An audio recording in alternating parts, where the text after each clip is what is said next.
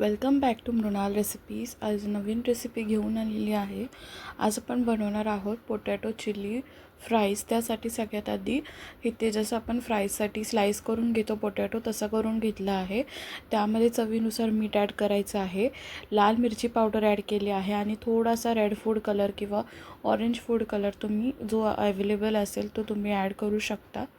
त्यानंतर इथे मी 2 चमचे जे आहेत ते कॉर्नफ्लॉवर टाकणार आहे।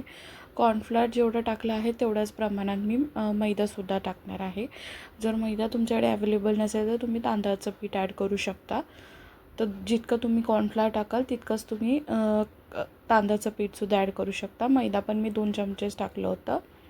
बिना पाणी ॲड करता त्याला व्यवस्थित मिक्स करून घ्यायचं आहे। आता पाणी यामध्ये नाही लागलं त्याचं कारण हे आहे की आपण बटाटे पाण्यात ठेवले होते कट करून, सो तिथून जेव्हा आपण त्याला सेपरेट केलं थोडे बटाटे ओलसर होते, त्यामुळे त्याला पाणी ॲड करायची गरज नाही लागली। मसाला जो आहे तो व्यवस्थित लागला आहे।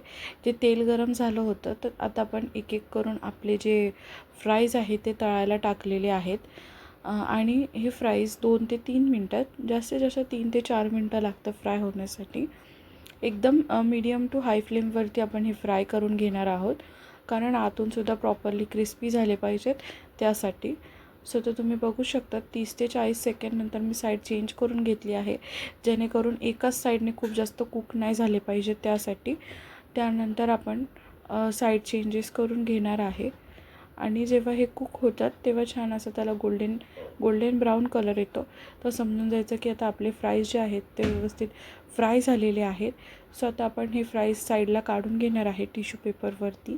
आणि जर तुम्हाला सॉस आवडत असेल फ्राईजसोबत तर तुम्ही सॉससोबत खाऊ शकता किंवा मेयोनीजसोबत खाऊ शकता। सो नक्की ट्राय करा। कशी वाटली रेसिपी कमेंट करा। Thank you for watching.